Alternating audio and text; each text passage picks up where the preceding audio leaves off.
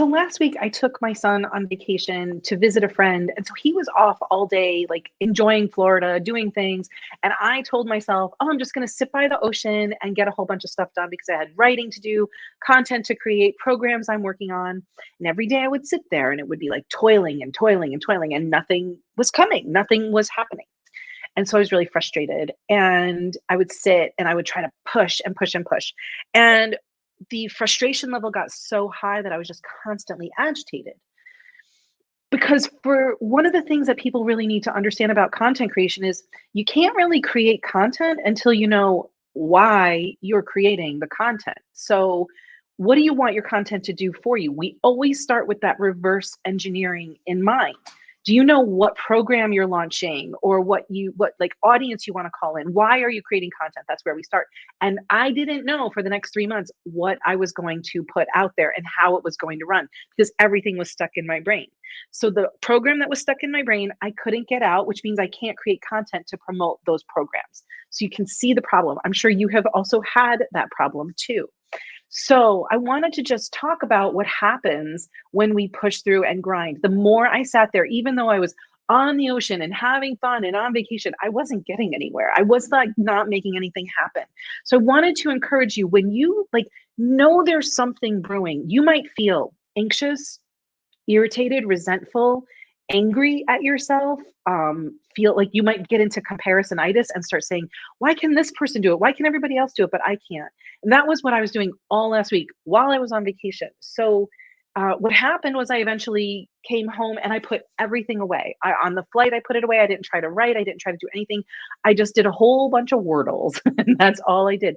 And then the next day I sat down at my desk and everything just like came together. And now, because I'm actually going to just kind of show you now, because I know what I'm promoting and I know how it's all working, I can create content for it. And now it's just flowing easily.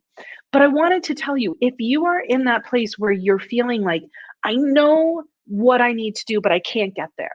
And I know there just might be something brewing in your brain, and understand that your process might be to feel a little agitated. I always tell John, like when I feel like agitated, it's like I'm about to give birth to something, but the whole process is much slower than I want it to be. So I just wanted to encourage you, if you know that there's something you're creating and it's taking a long time, sitting there and grinding through is not the answer. And I mean, I learned this lesson literally over and over again. And I'm a content creation specialist. So for me, creating the content is the easy part, but that doesn't always mean the process is easy. And that doesn't mean it's always clear. And sometimes I have to work in my own swirl to get there. But now that I know, and again, start with that reverse engineering, what I'm be promoting, why I want to create content in the first place, everything else can now be created. And now I can just sit and write and create and publish.